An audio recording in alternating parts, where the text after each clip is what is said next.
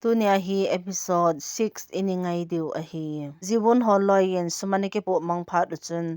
angan si pau chu Mr. Be holoyin amanovin amazong alung hang balin asam buchi nga chun amanin. Gang ta in kasum gumang ho chu gamanin atin aluhang tai. Sunje in ziwun ko ma ebola tu ta nahung kili ani hung ki musa ki nuham ati in ziwunin ken la kum hiti chanpi hi ei that pa hol do ta na te ka tin nang lai masana na bol poi ati in. Sunje in ke nei ngo hi in Thailand i umlaya iki hope na ke komin hungin ka til na hung poi ati in. Ziwunin office ka hunga may thal na me ka ti pa chu ei that pa heti na hile sunje hin anu kha pe na na mu pa chu ama momong hinam ati in ziwunin a hi lo le midang khat to hiding dan ham ati in ama hin nang ni heti hi asei nompon sunje in ipiti na hin do ham ati na hile ziwunin ken zong ka hepoi bom apu ke zo chun tui no ya ka khilu ni ati in. Sunje na chuti le tua pat ipi na bolding hetam ati na hele ziwunin ka ki mupi nom zo se la ka ki mupi tan police ka ki surrender ding izem tin ke thileng ka naw nu hung ki len te tia ka gela hi in la chu chila hi tapon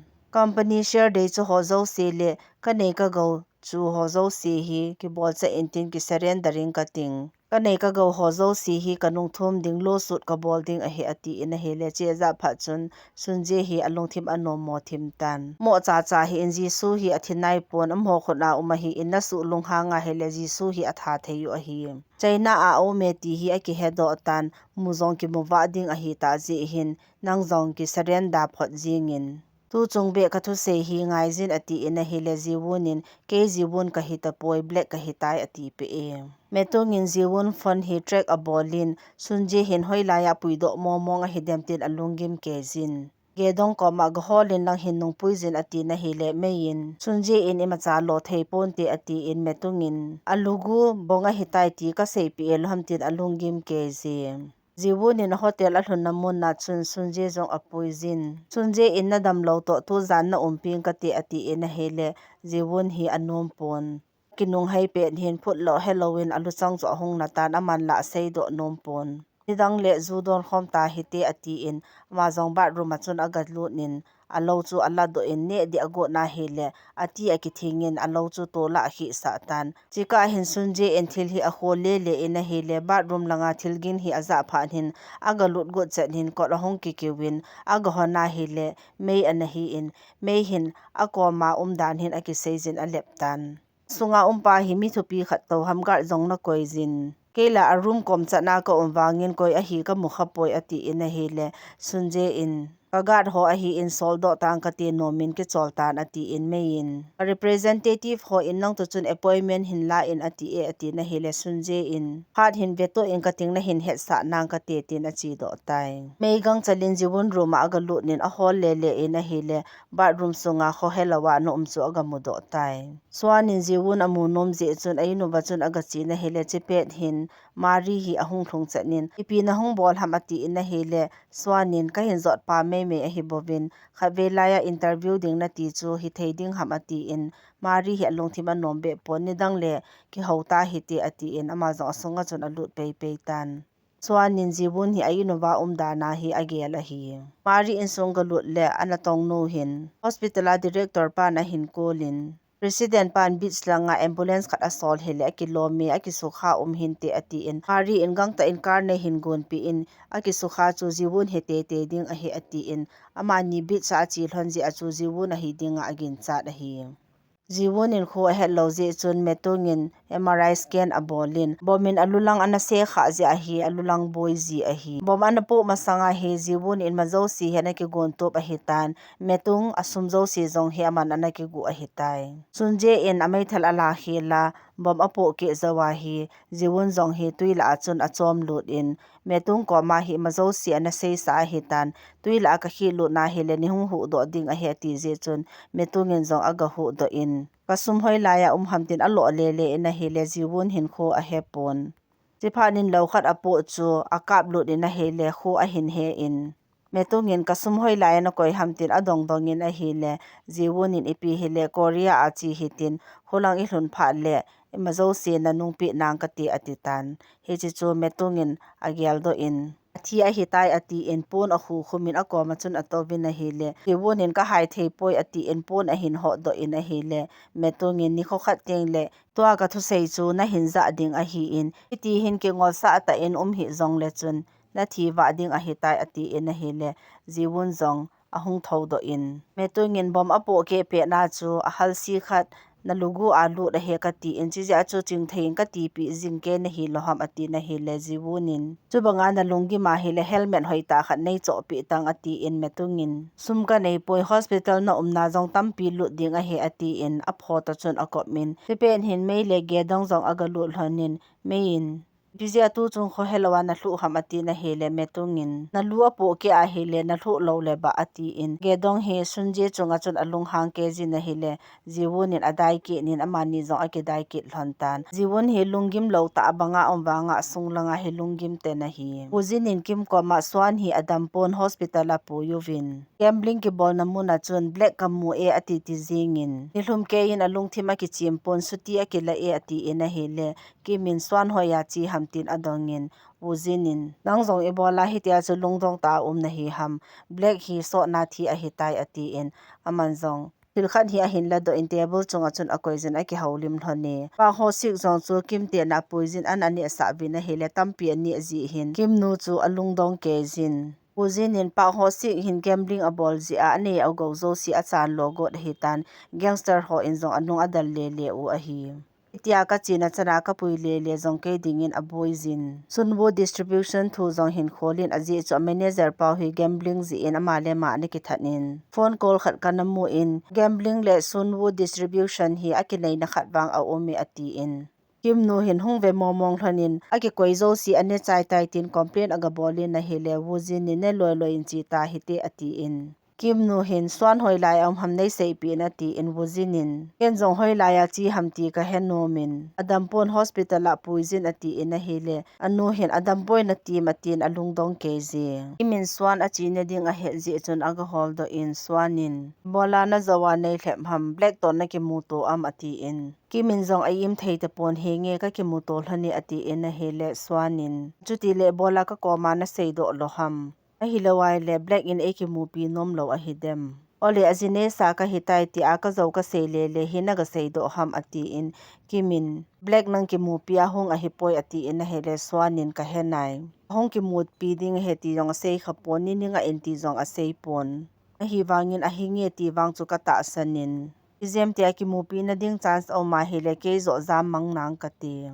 anaw nu jong ka hol do nai pon amin jong ka su thieng nai po in ama adam phot le apha hi jingi ati in longnop moji chun ki min ka hin koiding ne hi mati na hele swanin angai poi ka phanai ahina adam thu ka za phot na hele ke ading in aphanai ina ke anachi masata nge tin achi tai zan ai mun hin amang asike tan ama hin zan si le aniaw la hi amang ma ji in tsunami ompe jong hi amang ma ji in ruma hin sailim khanana kita in hi cha sailim tabang chat hi Mr. Big in jong akita in gambling muna video hi ave in a hele amazon hi alung a hangbal jing tan alim chu alado in jinte hi agabe satan jinte in a bet na hele acha pali mi a hin modo in Mr. Big in nang chance ka pe ni hi ke ki komleng phaloading a hi in nang ma hi theina lam chi a hin boi pi in tin angan si tai swan na tonga chi go na hele anu in na dampoi chi hin ati in kim koma nanaw nu hi ke hopin ke tu seila angai poi ati in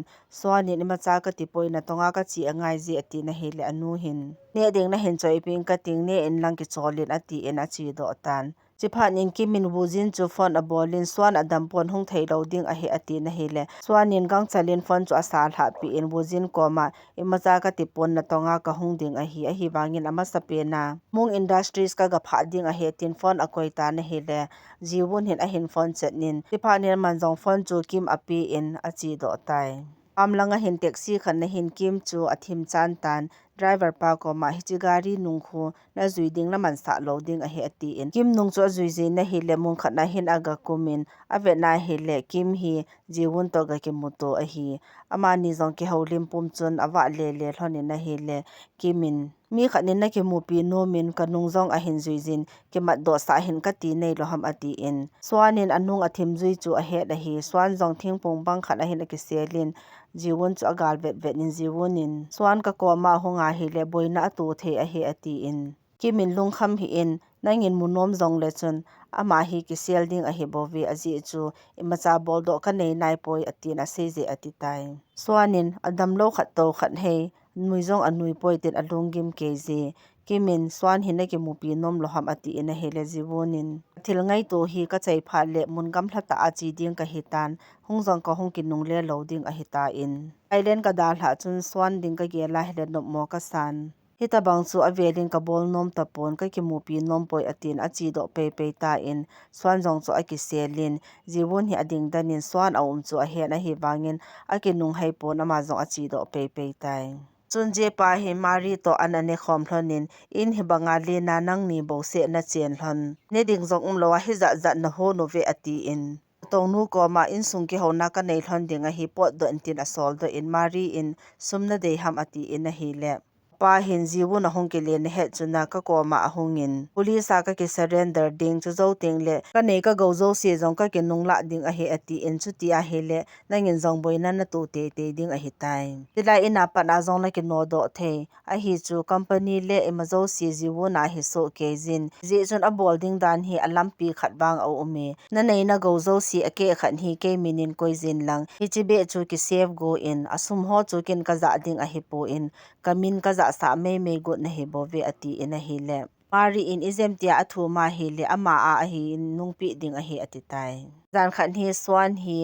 warehouse tabang khan na hin agalu ni na hi le anunga mi khan hin a hin thamin akin balin avet na hi le abos pa wuzin ana hi in ama ni hi achi na thanding anaki banga hi asunga lu hlonin document ho chu hol honin pa ho sik thu hi a hol hon ta na hi le mi hu sana za hlon phan hin table noya gang chalin aki sel hlonin gangster ho chu agalu ovin koimacha amu lo phat lovin am ho lo yong chu achi do ta ve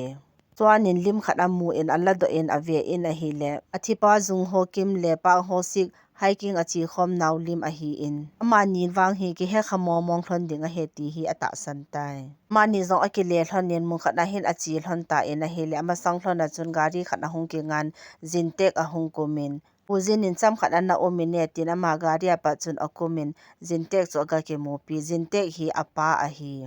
jintek in abeng phe abe pi loi chalin eni ke ka emacha ta lawa hele thibbe cha na umo ham ipi bola hi tabang thil hi na bol ham ati in alim chu avet sa in hi tabang a hi lo lo thil na bole tin alim chu a se khumin alu hang hle in reporter dan danin a hi lo lo bol hin tin a hausi in amani pa cha ki ka hi aki tu thon lo ji a hi aki khen tabanga na hlon na hi bozinin bola ke chunga na lung han ham hi banga lin ta hi ta a ke po chunga na lung hangi ati in ama jong thibbe na chi do tai alung nop lo je chun sun chang lai ta in zu adon tan swanin zong a relation hlon chu a he in a he them pi in ama jong lungnom lo a hi je chun glass khat chu a thol lut loi chalin uzinin ha don hin tin a khon chu ala pi in a hi le swanin ken jong kanu le ka pa koi a hi ka hepon ema cha tu ni ka gel nom pon ha don na don ding bo ka gele ati na hi le uzinin vidia hitia chu no ham evidence na mu zawa chu lane ke pa ke jin ati in chuanin ka ki pa ji ta ta chu ka don nom hi chu la tin adon be ki tan ji ka don mana hi nei no do loading hi chu o aji chu reporter ka hi te te angai je ati in a hi le wuzinin epgnm ati in swanin ka upa in reporter khanin ape na mi zong a hu do thei mi zong a tha thei he ati in hi ji chun ka pe na hi mi khat ka hu do ding mi phalo ho ka tha ding a he ati in thangtom kejin adon be be hlon ta in a hi le swan chun a ha don bal ji chun a kham tan chi pen hin zinin message khat a receive in avena hi le sunwood distribution te in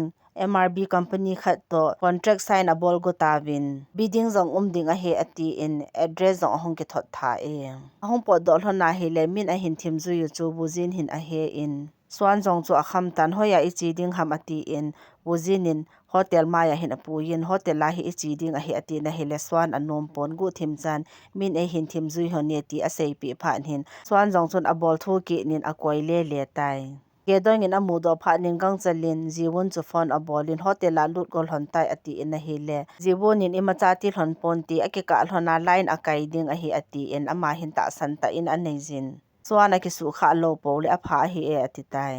sunje ko ma office sunga chun aga lut in sunje in na phat dom heta mati in a hele jiwunin khatvei chaba ne hin kol kha hi be e ati in sunje in ni hla lang let na hotel la hong ki mu pi ding ka ti a hi in ni het banga to ding ka hauzi hin ka hung man pon namin na khel mana chu koi na hi na ki sel thei ding ham izem ti in min na mu do le police an report le pi na ti de ham ati in jiwon in nang president na hi ya nei hu do ding hi chula kum nga masanga Thai Natural Gas Development bit a zawzo si chu athu ka holding a he ati in TSA pha chun sunje jong hi akicha thim tan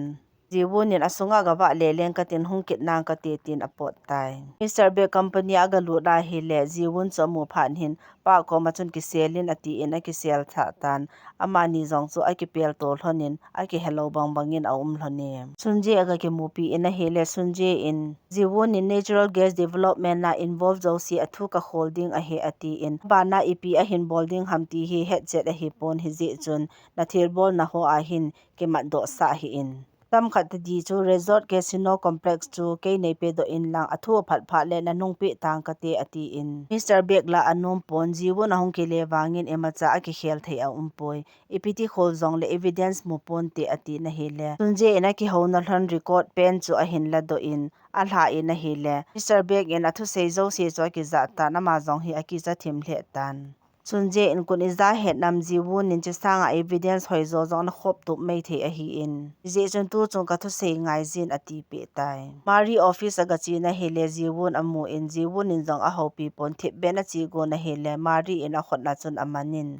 ki su kha thu ka zai ati na hele jiwon in mi atamin lai ki hopo hite ati in mari in bompo masanga na mu no kha pen chu koi ham Police ane ki surrender ki go thu zong ka na za in na hin that ki gu chu koi a hi na het chuna ati na hele jiwunin ti ho thu chu lai hi asei na mun a hi poi atin thip chanin ada thata na chunga pan hin Mr. Beg en anamu in na hele sunje ko ma company thu na boipi masat sangin na jinu thu hi ki boipi masanin ati in amanin zong chungla panin avel honin na hele mari hin jiwun agal vet vet chu amul honin sunje zong hi alung a hang thim hle jing tai hey in Mr. Beg chu phone a hin bol President Sunje in macha sei loham Director Hotolans nei khom diu hi chumi ati na hele Mr. Beg in kimuto hlon thu chu a sei pon ka ki homan hlon poi ati na hele mai na chu ti le nidanga dingin gong taute ati in chunglanga pan hen amale jiwonin khateni omchan chu agal vet hlone Sunje in resort casino complex so ken ka kila ding hi chi evidence hi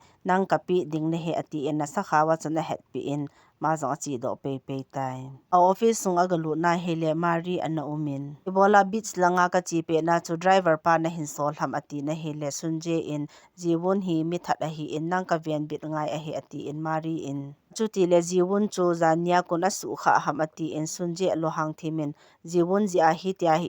jing ding ham Jiji ta hi phata ka welcome thailo a he ati tai Mr. Bek hin la MRB te to gang ta contract sign bola Resort complex casino zong chu gang ta a ki chai sa ding ti ageli na hi le pak hin osi pak ake muzo pon asoi zong ake lanai pon jiji chun agam zong ake cho do theinai poi ati in a hele Mr. Park in a paper chu I ho dei dan ta ibolova Alesi chu I ho khona ding a hitan sunje hi emacha na chan loading he ti hi ka he sa no ma hi ei hin gi ki na hi le phaloading a hi ati tai Swanin hosipa koma zungho ki mathipa chu na he namati in a hi hosipa in ka he poi hiking a ka chi kho mei mei yo he tin ai im tan Wuzinin aki hau now to record a ballin thu adobe kita in a hi le hosipa in record ki ball chu athanin ase ki gon hi a he do over hi le ke zong e mo vet diu na hi sau ham ati in a hi le Swanin nang zi a ki ho zong ka hin kho ri sa ka ko yu hita chu me ati in Tule article hi release ka bol vai le supporter tam ding a hi in na nei na go zo si hi kila sa hi na ti in recorder chu on a ball kit tan Zung hokim kitipa hi gambling broker hi chuna ati in a hi le pa ho sik in zo ayim thei tapon he nge a hin ti do tai Mayin sunje le mari hi aga ke mopi in apa hi CEO dan hin asejin apuita in a hi le sunje in metung amu chun Thailand na anaki mopi pa hi cho he do tan alungdong ke jin aki holim ta vi metung in kum nga sungin thil tam pi na ki kheli ati na hi le sunje in nang jong na ki khel he jing tai ati in metung in amin me ya CEO ka hi bove emazo se ka chan nu hin a bol ji a hi in tule apa khat hi na zan la CEO position chu AP a hi bowe ken business thu hi ka ha het pun document ho bo sign ka bol ji e ati in chipen hin me hi afon ahongin amazon investment thu khatna hi abol thu thu win ake howin apot do in a hele etongin gen theita ka hin kho kha hi akan na momongi a hi wangin nang ka phapon chapang chakhanin company len ta khana president na hin chchung chon na gmail hoi ta jong na nei je ati in sunjen lai ma cha he pon jiwun le mitung hi la ne ki thu tu chal hlon hi akot bata na chun recorder khada koizin aki hona thon zo si chu jiwun in aza e metungin sunwo distribution to ka to khom sangin nang tot ki tong khom le ka no me piti na gelam ate tai ake le thon hen mari in jiwun athi masanga chu na ga ki mupi amati in sunje in e hin kol cho vai ge tan ka ga mu man pon ji a military tek bo se chu ka ga mu do he ti na hele marin e bola nei se pi lo ham ati in sunje in ka vai ge ji athima na hitai ti ju piti ka sei ding ham hospital a jong na chi ding hi lo ham ati in mari in henge ati in asunglanga alung no mo ke je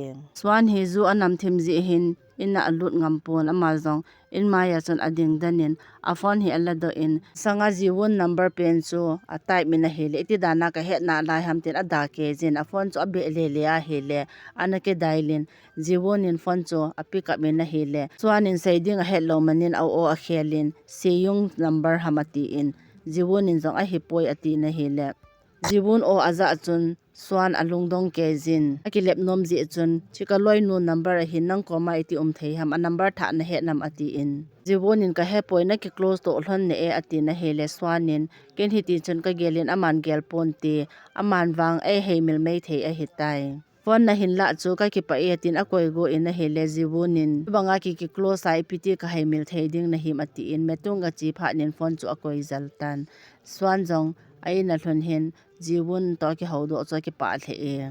detective ni hin wuzin kara chun sumbek dim set a hin modo hlhonin na hele wuzin ko ma ga chi hlhonin nakara chi ka mol hlhonin gambling je akamat hlon ding na hi swan hoya chi hamati in ke ka hipoi ati in swan jong chu kha ha following office aga lu din na hele chiphanin amani chu police station na apui tawin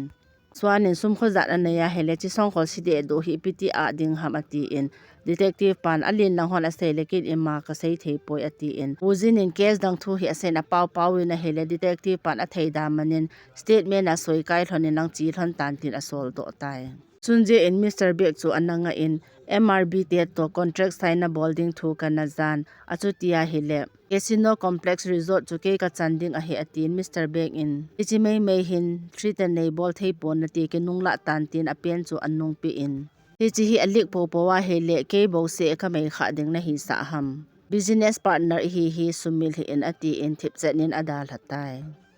Park Sing Ho hi aki mupi in soi kai na di khat paper hi apin Park Sing Ho in ka company ne ke cho ding hitam ati in a hele Park in ve in lang soi kai jin ati in asum transfer ding za jong chu avet sa in Park Sing Ho in jong ave in chu zawin aman jong soi chu akai tai chuanin Mr. Bek hi ananga in thu adong tan jung ho kim athipa thu hi adongin Mr. Bek chu alung hangin athip sadin na hele swanin zo anga de pon athu chu ado bebe in a hele Mr. Bek hin adon but pon adal hagon aman zo anung hi adal te jin Mr. Bek in iti na lu sa theu hamtin alung hangin swanin zo anga de pon athu chu adong te jin na hele guard ho hin swan chu akai do tawi mung khana atobin article ajigo na hele wuzin in fon abolin office ahong ki le in article chu ke man su to nang kate ati in airport na chu naga chi in a hele pang ho sik chu no umin amani he na ki ho to hlana Mr. Bek te hi anangol bol hlan na hi suma mu pha na gamdang chi dinga uma hitai swan parking aga chi in akar chabi a hol lai ta hin phut lo halloween light ahong thi in mi khanin azui ji chuna ma zo ki sele na hele anung la pa nin mi khanin hin kai do in jiwon a hi in jiwon in nang ji ta ta ke mat lo te hlon ding a he ati in swanin na hin hi kata san pe a he ati tai tunya episode 6 iseyo he chan hin anachai tau hite